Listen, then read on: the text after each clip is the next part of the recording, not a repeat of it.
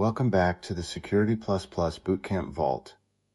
Episode 19, Objective 4.6, Identity and Access Management, one of the most heavily tested topics on the entire exam. The account lifecycle, single sign-on, federation, multi-factor and its factor types, password rules, privileged access, and the access control models. Big menu, clear patterns. Let us go. Objective 4.6 says, given a scenario, implement and maintain identity and access management. Identity is the new perimeter, which is why the exam hammers this. The pieces, provisioning and deprovisioning accounts, single sign-on and federation, multi-factor authentication and its factor types, password policy, privileged access management, and the access control models. Everyone gets tested. Let us take them in order.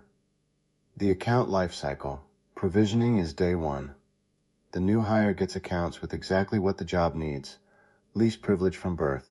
Permission changes happen at transfers, and here is the failure mode. People gain new access but never lose the old, so privileges pile up. That is privilege creep, and the fix is periodic access reviews. Deprovisioning is day last. Departures lose everything immediately, because an orphaned account with a live password is attacker gold. If a question mentions a former employee's account still working, deprovisioning failed. One login, many doors. Single sign-on means one login opens all company applications. Fewer passwords to steal, one strong front door to defend.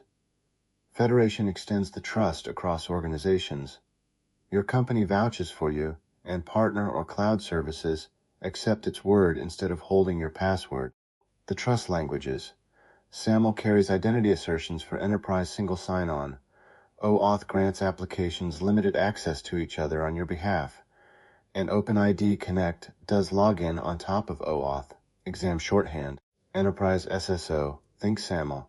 Login with another provider, think OpenID Connect and OAuth. Multi-factor authentication, the factor types.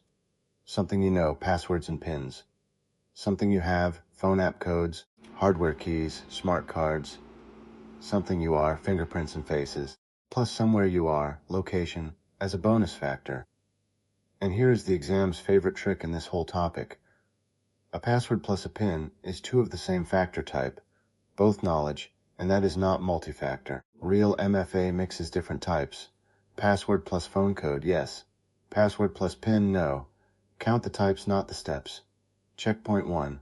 A bank requires a password and a security question answer. Is this multi-factor authentication? A, yes. 2 checks means 2 factors. B, no. Both are something you know. C, yes, if the question is hard enough. D, no, because MFA requires biometrics. Count the factor types. Pause now. The answer is B. A password and a security question are both something you know. 2 steps, 1 factor type, not multi-factor. Add a phone code, something you have, or a fingerprint, something you are, and it becomes real MFA. Count types, not steps. This exact question appears on practice exams constantly, and now it is free points for you. Passwords, the old guard. Modern policy says length beats complexity. Long passphrases, no more forced changes every 30 days, and block passwords that already appeared in breaches. Forced frequent changes just produce password 1, password 2, password 3. Password managers are the practical fix. Unique, strong passwords everywhere, remembered by a vault instead of a human. And passwordless is the new way. Hardware keys, passkeys, biometrics. Nothing to phish, nothing to reuse. If the exam contrasts old and new guidance, the modern answers are length, no forced rotation, and breach password blocking. Privileged access management, PAM. Admin accounts are the crown jewels, so they get special handling. Credentials live in a vault and get checked out per task, like a library book, then automatically rotated. Just-in-time access grants elevated rights only for the duration of a task, expiring right after, so there is no standing privilege waiting to be stolen. And ephemeral credentials are one-time keys that self-destruct. The exam phrases to catch. Standing privileges, bad. Checked out, time-limited, rotated, good. The access models, 5 deciders. RBAC, role-based, access follows your job title. Accountants get accountant access. A BAC, attribute-based, combines role, device, location, and time into one decision. DAC, discretionary, the data's owner decides, sharing files at will. MAC, mandatory, the system decides using classification labels and clearances, secret and top secret, and even owners cannot override it. That is the government model. And rule-based applies fixed system rules to everyone, like no logins after 10 p.m. Match the decider in the story to the model. Checkpoint 2. Access is granted only when the user's role, device health, location, and time of day all check out together. Which model is that? A. RBAC, B. DAC, C. ABAC, D. MAC. How many signals feed the decision? Pause now. The answer is C. ABAC. Role alone would be RBAC, but the decision combined role with device, location, and time. Multiple attributes in one decision is the ABAC signature. And notice, this is exactly how Zero Trust Adaptive Identity from Episode 2 works under the hood. The exam connects those dots, and now so do you. The trap list. Trap 1. 2 steps is not 2 factors. Mix the types for real MFA. Trap 2.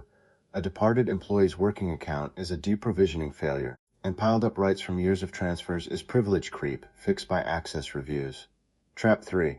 Pick the model by its decider. Owner means DAC, labels mean MAC, job title means RBAC, and many combined signals mean ABAC. Lock it in. Accounts get provisioned with least privilege, adjusted at transfers, and killed instantly at departure. SSO is one front door. Federation extends trust across companies, with SAML, OAuth, and OpenID connect as the languages. MFA mixes factor types, no have, are. Passwords favor length, no forced rotation, and breach blocking. Admin power gets vaulted and time-boxed. And password plus PIN is never MFA. Objective 4.6 done. Next time, a short one. Objective 4.7. Automation and orchestration. Scripts, SOAR playbooks, when automation saves you, and the hidden costs the exam wants you to name. See you inside the vault.